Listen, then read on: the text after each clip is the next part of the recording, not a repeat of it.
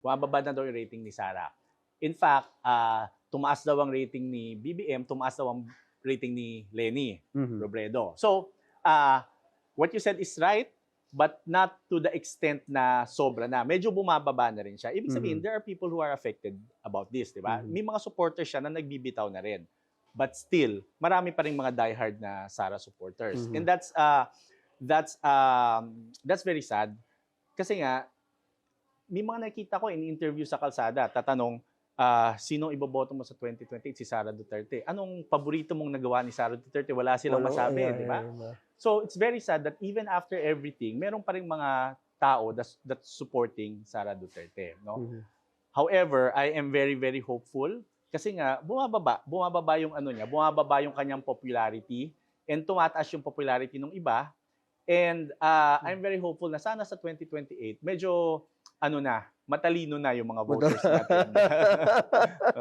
Yung kaya, meron nga daw, ewan kung chismis yan na may nagpadala lang sa akin na meron daw lumabas na internal memo na telling the supposed to be the solid DDS, yung grupo nila, not to watch anymore and to read mga mainstream media. Kasi mainstream media, binabaliktad na, ang narrative na is, bababa na siya ng pababa or something.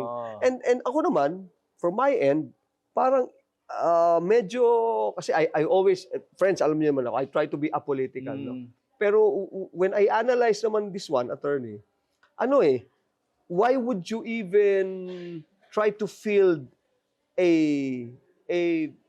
another candidate from your family kung hindi medyo rocky and shady na yung iyong di ba? Kasi si Baste. Yeah.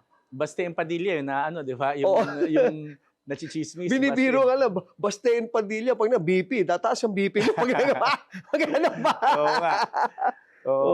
Yun nga, yung filtering yung social media, mali yun kasi dapat mas informed ng tao, di ba? You want informed voters. Kung iboboto ka ng tao, gusto mo, alam nila bakit ka iboboto, di ba? You don't want ignorant voters.